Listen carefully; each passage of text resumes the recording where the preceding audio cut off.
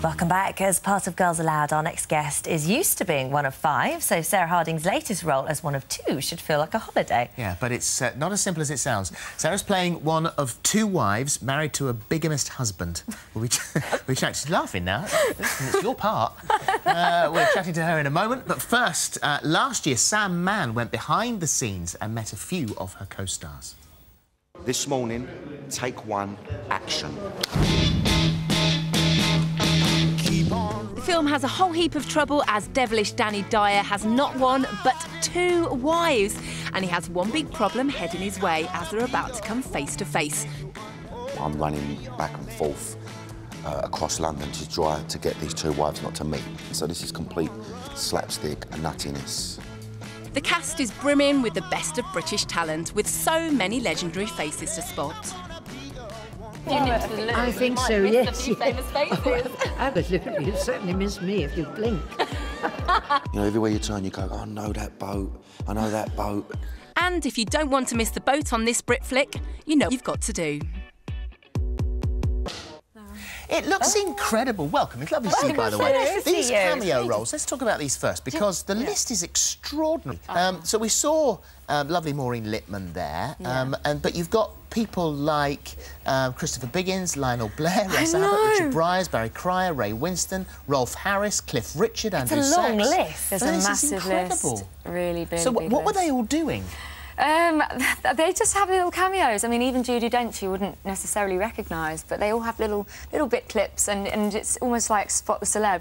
So what was she? How will we see You have to Judi wait Dench? and see, to see if you can. Because I think personally she's unrecognisable.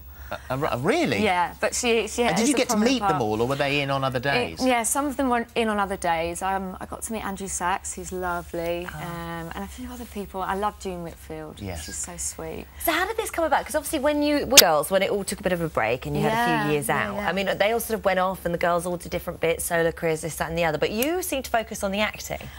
I know everyone seems to think that I just want to like take off and be an actress and everything else. I love to act, don't get me wrong, but I love my music. I'm always going to love my music. I just, you know, it's in my blood.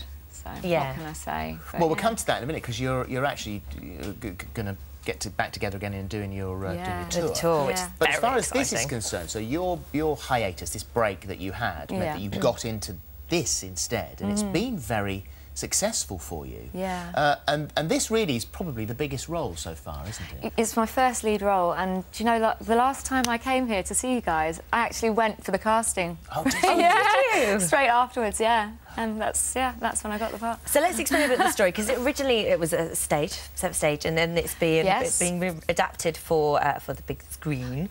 Run for Your Wife, it's called. Now, this is a story of John Smith.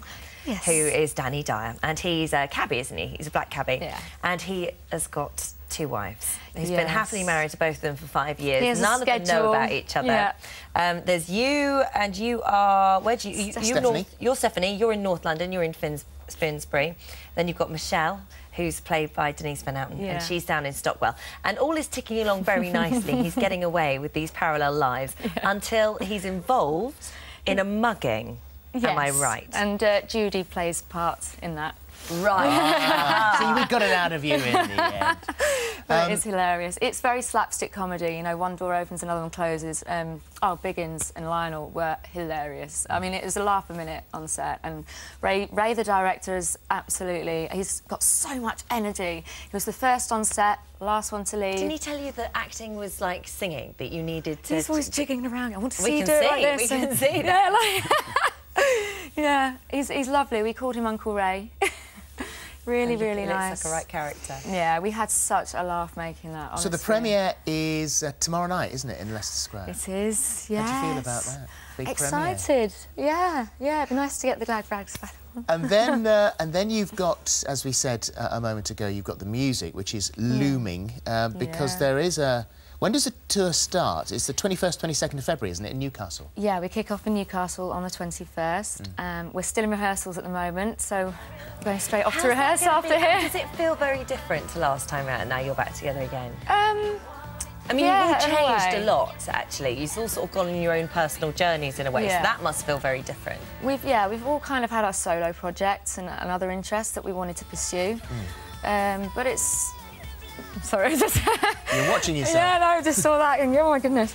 But yeah, no, we've all had our own things going on, but we've all come back. We've grown up a lot more now. So I mean, I think we're just a little bit more diplomatic and we have a lot more say.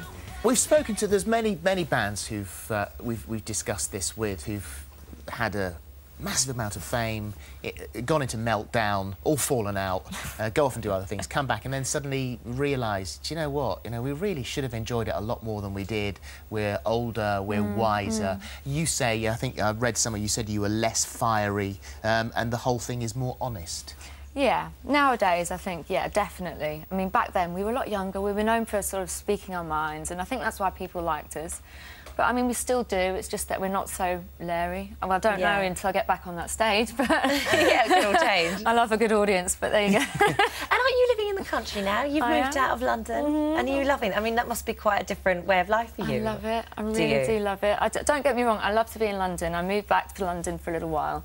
But it's too fast-paced for me. I like to go home, just sort of chill out, get the fire on, and I've tweeted so many pictures of my dogs. It's ridiculous, yeah. Got a vegetable patch? Yeah, I do. Really? And you're very rock and roll for a vegetable patch, aren't you? I know. I don't know what's happened to me. But I also subscribe to the old country life. It's terrible. I know, I love to look at houses and things like that. Oh, me too. I'm exactly the same.